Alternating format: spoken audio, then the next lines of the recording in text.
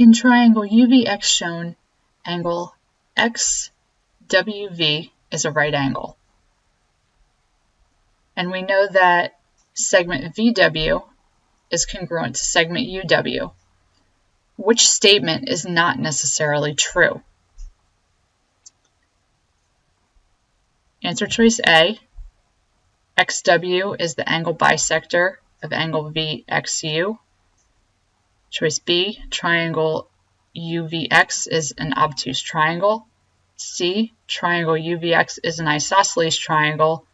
Or choice D, angle V is congruent to angle U. Well, let's examine this triangle that we have. We know that because we are given VW is congruent to UW, we've labeled them. We also know that angle XWV is a right angle, which also means that angle XWU is also a right angle because together they make a straight angle. And when you have 90 degrees on one side of a straight angle, the other side also has to be 90 degrees. We also know that segment XW would be congruent to itself by the reflexive property. Therefore, I actually have two congruent triangles here. We have triangle XWV is congruent to triangle XWU by side angle side.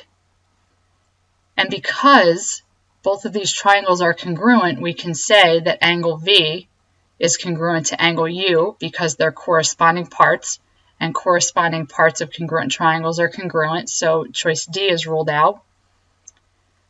We can also say that angle VXW is congruent to angle UXW by the same reasoning. They are corresponding parts of congruent triangles, and they are congruent.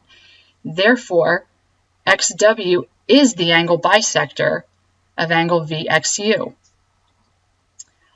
Also, because we have angle V and angle U being congruent to one another, they are base angles in triangle VXU.